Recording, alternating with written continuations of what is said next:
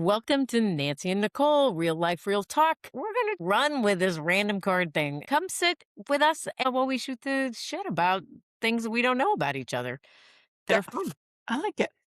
Okay, Miss Nicole is driving the bus of random cards today because, we're just taking turns here. All right. Are you ready for the first question? I feel like so much pressure, but sure. We all want to know. First question is what book do you think everyone on earth should read? Ooh, so many good books out there. You can have more than one if you want. I'm not very good at remembering titles, so that's my other problem. I love 4,000 Weeks, Oh, which yeah. says the subtitle is something about time management I can't remember what the title is. It is not about time management. It is about living your best life. I love, love, love. I'm not a big novel fiction person, but I have read some good fiction. Just about anything by Pema Chodron, I Mhm. love. Isn't that funny? I am totally blanking on just about every title of book I can think of. So we'll just go with my initial answer. 4,000 weeks and missing a million. But okay, It's that's my good. final answer. Okay. Only because I can't think of any other books. It's a good book. It's a It good is a book. great book. How about you? I'm going to go with two answers. First answer, Four Agreements. Love Mhm. that. Don Miguel Ruiz, I think. Yep. Four agreements are, let's see if I can actually remember them. Always do your best. Don't take anything personally. Mm, Now I have to remember the other two. I don't know. Let me look them up. I know. I was just looking at my books. Let's see. Four agreements. Oh, there's so many other great books I love. Okay, well, you're looking up what the four agreements are. I'm loving listening to The Art of Gathering on Audible. Oh, that is such a good book. The Art of Gathering. So many good things in there. And I gotta say, a little shout out to our pal Valerie Garcia with We're Gonna Need Cake. Yeah, That is a that's a good one. great book. Yeah, I love that. All right, so I've got it. So my first favorite book is The Four Agreements. Mm. And they are be impeccable with your word. Don't take anything personally. Always do your best and don't make assumptions. How different would our world be if we didn't make assumptions? If we did all four of those, but even just didn't make assumptions about what somebody else was thinking or meaning. I So I love love it's just that. it's not a long book. I've read it multiple times. I always get something good out of it. So that's one of my favorite books. And then there's a trilogy, it's fiction, Discovery of Witches. Ooh, Deborah Harkness read it or is the author.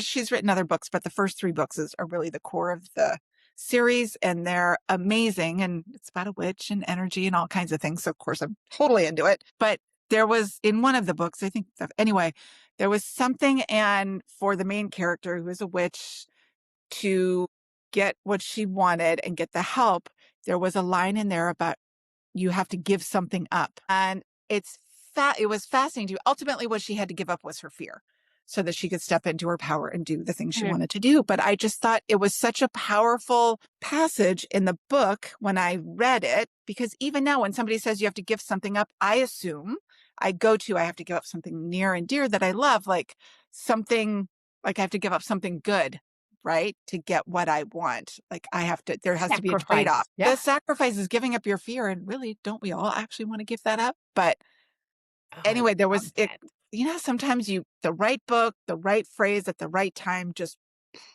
Yeah. was one of those moments. So the whole trilogy, I just love. I've actually read it twice, but that Mm. passage about you have to give up something to get what you want. And what she had to give up was her fear. It's Oh, like, anyway, yeah. So those are my I two. love it. Okay, I came up with one more book. Oh, sure. I will read anything and everything, actually, by Kelly Corrigan. Oh, sure. Oh, and she has an amazing podcast and a PBS special. But her book, Tell Me More, book of essays, is absolutely, and if you do it on Audible, she's reading it, which is just lovely, lovely, lovely. I Yeah. love it. Good There- stuff. Yeah, I think we should it would be interesting to start a thing of like 10, get people to share what their 10 most, like what are the 10 books that have influenced you the most? Hmm. Yeah, it'd be good for sure. And one of them has to be a children's story. I mean, I'd have to, it's been a long time since I've looked at my bookshelf of children's stories, but God, I loved that about when Molly was a kid. I love children's books. I love it. Yeah, they're Good so good. stuff. Yeah. Good, Okay. good. All right, next That was question. fun. Thanks. It took me a minute to think about it, but I know. yeah, some good books. All right. Ready? Yeah. Next question. What is your favorite childhood memory? And I'm going to say like through high school. Wow. It was easier when you just said childhood. Well, and if that's fine, I Yeah. mean, childhood's great too. I think you should go first. Okay. For all of these, I'm going to have more than one answer. Sure. So my dad was military growing up Yeah. and we moved all over the world. So some of my favorite ones are from the travels. When I was little, like 5 to 9, we lived in England. Hello, castles, kings, queens, fancy stuff, right? And I remember Cool. going to, there's the town of Bath, spelled Bath, but they pronounce it Bath. And there was a museum there that was all about the gowns that women wore, like the nobility, Mm. at various points in history. So, no wonder I love fashion. I was mesmerized by all of the gowns that these women, and I remember at the end, I got a coloring book with all the gowns. And so went home and I got to color in my own gowns. So that was a big one. When I was in high school, we lived in Germany and my dad, still Air Force, but also with NATO. So we went to a lot of different NATO countries. And we went to Turkey. That was really Mm. impressive because it was such a different kind of travel. And then it was before the Berlin Wall came down.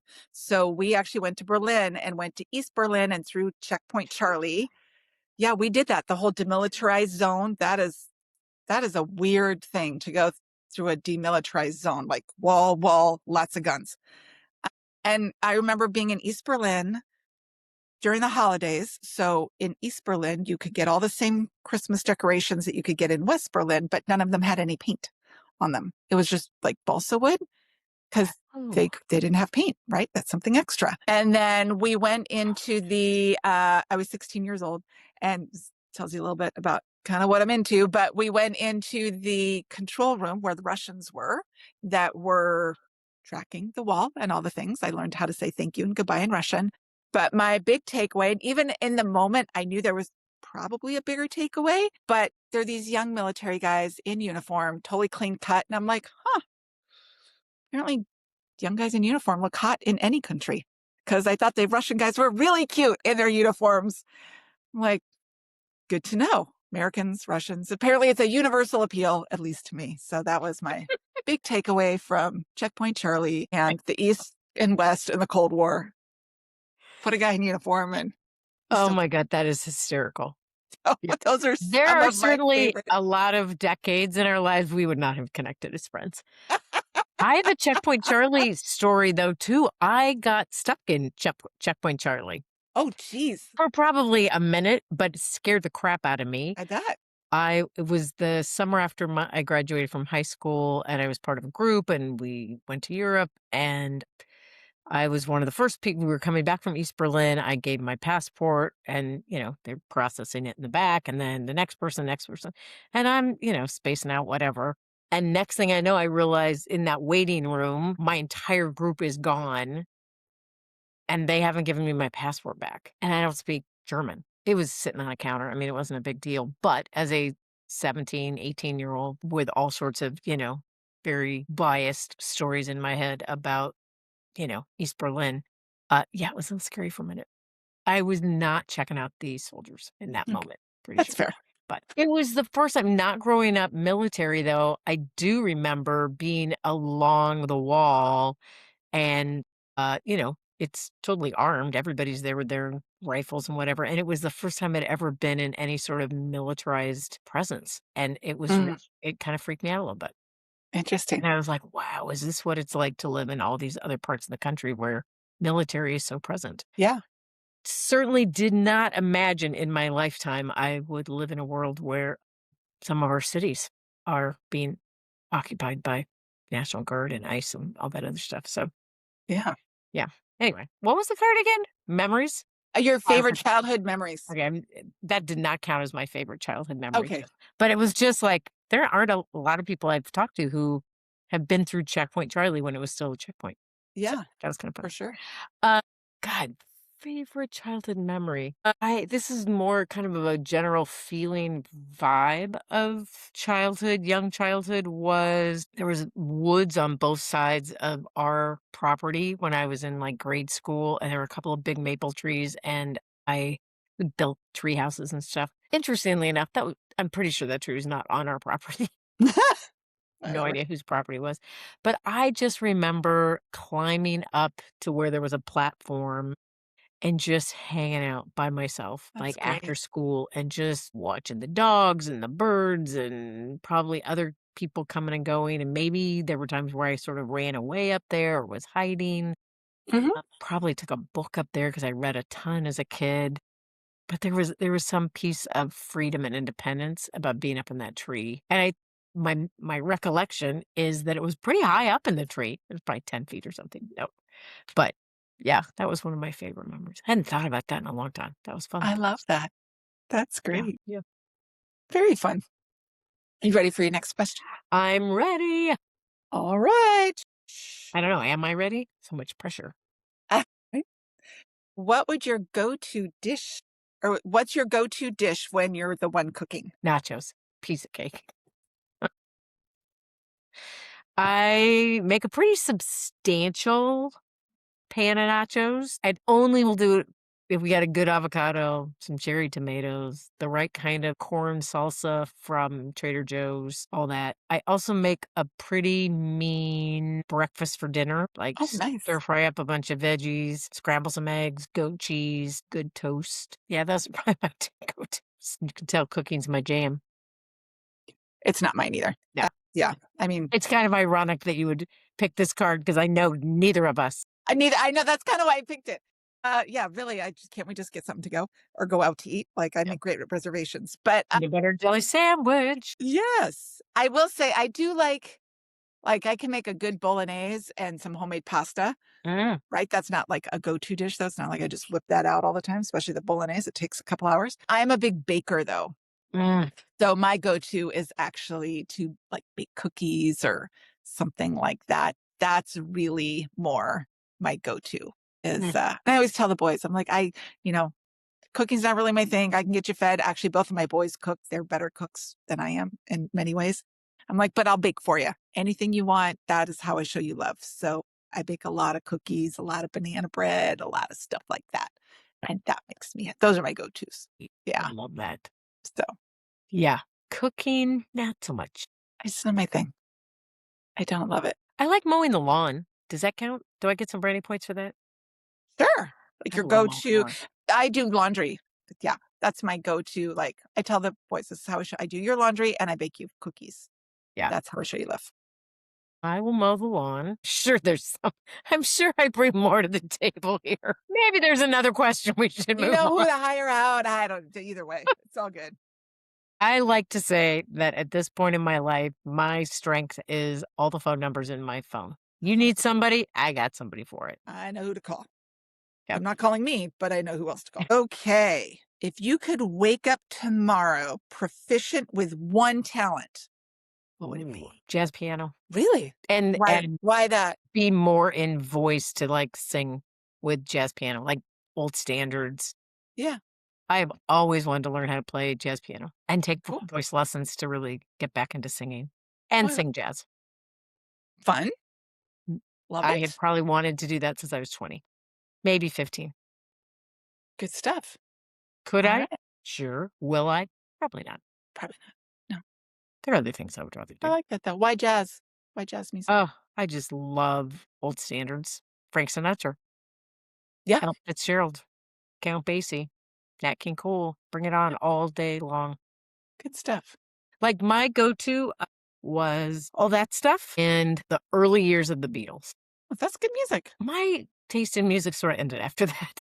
Music of the '80s on, I don't know what I was doing, but I have no points of reference of pop music, really kind of probably from the '80s on, mid-'80s at least. Good '60s, deal. '70s, I'm pretty good.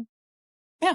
Old Motown, love that, but how did I Fair get enough. down how did I get there? What were we talking about that I picked some weird random The and original question was, if you could wake up tomorrow oh, proficient yeah, with jazz one music. talent, what would Okay, it be? And then I asked you why jazz, and then we ended up here. okay. It is so frightening inside my head. You all get a little taste of it every podcast episode, but it's wild to live there 24/7, I'm just saying. That's awesome. Oh my god. And you, if you could wake up tomorrow with some being proficient in something, I don't have an answer. What would I wake up proficient at?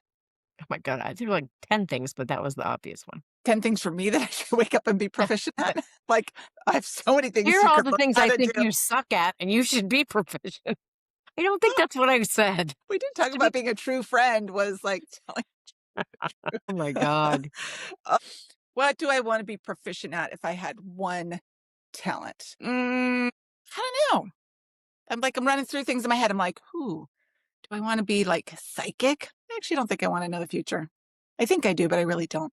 What do I wanna be proficient at? I think maybe back to I actually don't wanna be, like, proficient everyday cook, but I do think it'd be nice to have, like, 1 or 2 things I could just whip up and have a nice, yummy meal at home.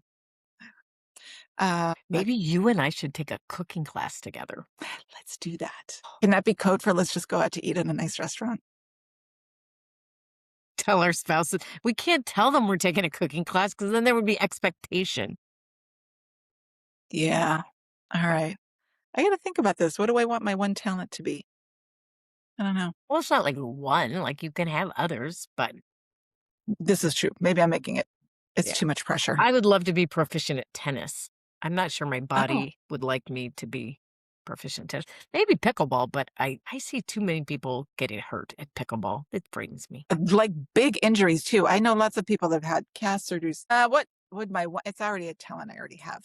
Booking really nice travel and going on lots of trips to Wait, really what nice was the question? booking really nice travel. Mm. One proficient in one talent, booking the perfect trip and like Mm. curating it and all the things. I think I'm pretty good I at would that. go on that trip with you. Yeah, it'd be fun. Super fun. We are doing a trip with another couple in September, and I am so grateful that one of the other gals is like, she's retired for starters, but she's really into the planning everything. And I'm Love like, it. just tell me where I have to be and what should be in my suitcase. And I I'm know. good. Jenny's my friend for that. When we Yeah. travel Oh, together, I it's bet great. she's great at that. Yeah, we kinda come up with an idea, and then she comes up with, like, "Hey, let's do this and that," and then, like, "This is amazing." Love it. She picks great things. Just having sat across the table from her at dinner once, and I can see how that would be a superpower of hers. 100%. That's Yeah, yeah. I love it. Do you have another question for us, or was that it? That was it. Okay, here's my question for you. Oh, let's hear it. What is it? Because I think you and I are having a lot of fun with these random question things. Mhm. Why is this so fun for us? Takes the pressure off of being, like, super deep and insightful. I say that sarcastically. I shouldn't say it sarcastically. Because you But love being super deep and and I think thoughtful. we are, but I think we're putting too much pressure on ourselves to, like, Mm. answer the big question with every podcast. Hmm. Is what I'm wondering, or turn it into something, or the questions are helping us narrow it down because I think when we come up with a topic for our podcast, I mean, they tend to be 20 or 30 minutes long. So it's like we have a topic, but we really have to narrow the topic into something. Yeah. This helps hone it in a little bit, I think. What do you Interesting. think? I think these are particularly enjoyable. A, because it's pretty spontaneous, not like we're pulling these Ah, cards and planning and, creating overthinking. an arc of a story or whatever. But I also think there's not very much time in my life or in most of my relationships that are just this kind of conversation Yeah, where it's either people I've known forever and I feel like I know them really well, so I don't probably ask them more getting to know them questions, yeah, it's true. or people I don't know very well and you do tend to ask, like other sort of getting to know questions. But I think there's something lovely about the off the cuff conversation and sharing. Every episode we've been doing of these, I feel like I learn more things about you, and it Same. clarifies some things that are important to me, which is always kind of interesting. Like what pops to mind about my childhood memory? Like why would it have been sitting in the tree? I don't know, but it was. There you go. Alrighty, if you think we should do more of the random cards, I think you should tell us. Yes. And if you can't figure out how to leave us a comment or whatever here on whatever platform you're listening to this, go find us on the socials and tell us, would you? On the Yes. socials, not what old people call social media. And if you are tired of the random questions and you think we should be talking about other stuff, you should tell us what you think we should be talking about too, That because also that. that too. All right. But in the meantime, have a great week. Thank you for joining us, and we'll see you on the flip side. Bye. Bye.